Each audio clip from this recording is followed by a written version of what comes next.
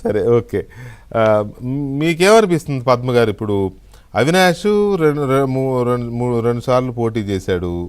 ఇప్పుడు వస్తున్న క్లారిటీ ఏంటంటే వాళ్ళ తండ్రి పోటీ చేసిన కంకిపాడు, అంటే ఇప్పుడు పెనమలూరు అడుగుతుంటే ఇవ్వట్లేదు, క్లారిటీ ఇవ్వట్లేదు. ఏదో ఎంపీగా వెళ్ళు నువ్వు, విజయవాడ ఎంపీగా అని, ఇట్లాంటి ఏవో అంటే వాళ్ళని ఒక క్రిటికల్ సిచ్యువేషన్స్లోకి నెట్టేస్తున్నారు అనేది ఒకటి. తర్వాత విడుదల రజనీని మళ్ళీ రేపల్లె అంటే ఆవిడ కొంచెం స్ట్రాంగ్ పొజిషనే కదా పార్టీలో. అంటే ఇప్పుడు జగన్మోహన్ రెడ్డి గారికి ఎలాగైతే కోటరీ ఉందో సజ్జల రామకృష్ణారెడ్డి గారికి కూడా కోటరీ ఉంది. సజ్జల రామకృష్ణారెడ్డి గారి కోటరీలో ఈవిడ బలమైన సభ్యురాలు అనేది ఒకటి పార్టీలో చెప్పుకుంటారు కదా.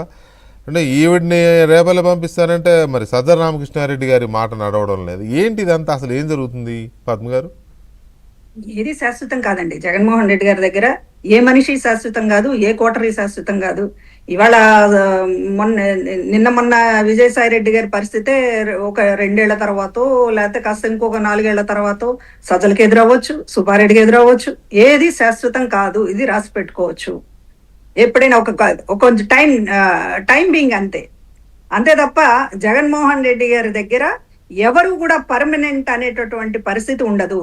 ఇవాళ మీరు చెప్తున్నటువంటి సీనియర్లు బహుశా వచ్చే ఎలక్షన్స్ లో సగానికి పైగా గొల్లుమంటారు. ఎలక్షన్స్ ముందు 6 నెలల ముందో, లేకపోతే ఎప్పుడైతే డిక్లేర్ అనేటటువంటి పరిస్థితి వచ్చినప్పుడు, సీట్ల విషయం వచ్చినప్పుడు వీళ్ళు నిజంగా పడేటటువంటి నరక యాతన అనేటటువంటిది ఎట్లా ఉంటుంది అనేటటువంటిది నాకు కళ్ళ ముందు కళ్ళకు కట్టినట్టు కనపడుతుంది.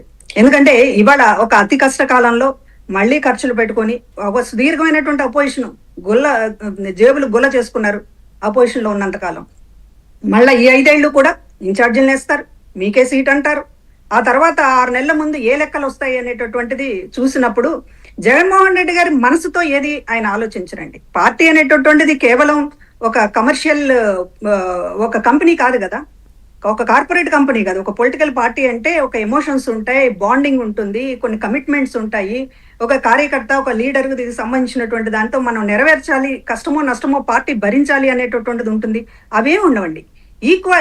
లెక్కలు తప్ప ఇక్కడ జగన్మోహన్ రెడ్డి గారి దగ్గర మనసు అనేటటువంటిది, గుండెతో ఆలోచించడం అనేటటువంటిది ఆయన దగ్గర, ఆయన చరిత్రలోనే లేదు. కాబట్టి ఇవాళ సీనియారిటీ బొత్స సత్యనారాయణ గారి పేరా, బొత్స సత్యనారాయణ గారిని ఎలా తప్పిస్తారంటే వాళ్ళ ఫ్యామిలీలో ఇంకొకరికి ఇస్తామంటారు. ఇప్పుడు ఈ వస్తున్నటువంటి సీనియర్, నేను చెప్పాను కదా సీనియర్స్ కనపడకూడదు. సీనియర్స్ కనపడితే చాలా ఎలర్జీ ఉంటుంది జగన్మోహన్ రెడ్డి గారికి. అందుకనే వయస్సుతో నడిచినటువంటి వాళ్ళు ఎవరు ఆయనతో రాకపోవడానికి కారణం ఏంటి?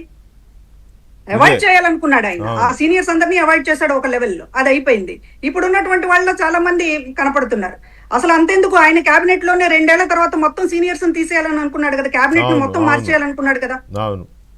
అంటే 2 ఏళ్లే మీకు మంత్రి పదవులను కూడా మీకు 2 ఏళ్లే, నేను తూ అంటే వెళ్ళిపోవాలి అనేటటువంటి పద్ధతే కదా. కొడాలని అన్న ఆ రోజు 2 ఏళ్లకే పరిమితం చేశారు కదా. మరి మీకోసం అంత గొంతు చించుకున్నాడు, ఇష్టం వచ్చినట్టు మాట్లాడాడు.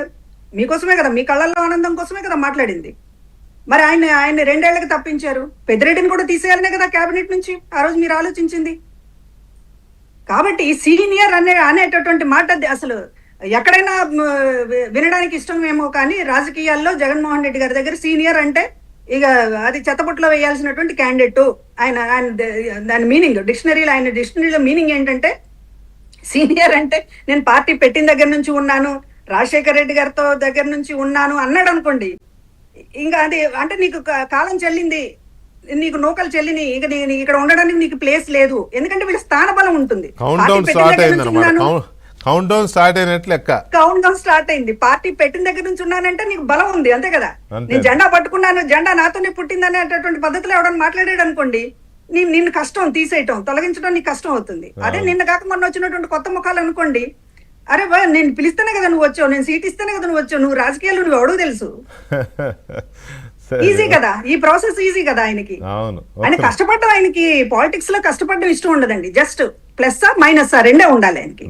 ఇలా అనాలి, ప్లస్ చేయాలి, అలా తోసేయాలి, మైనస్ చేయాలి, అంతే కదప్ప ఇంత ఎక్సర్సైజ్ చంద్రబాబు గారి లాగా కూర్చుని ఇతను ఎంత సేవ చేశాడు ఈ క్యాలిక్యులేషన్ వేసి, కమ్యూనిటీ క్యాలిక్యులేషన్ వేసి, ఇంత ఓపిక చేసి కసరత్తు ఎందుకు చేయాలి? Time waste.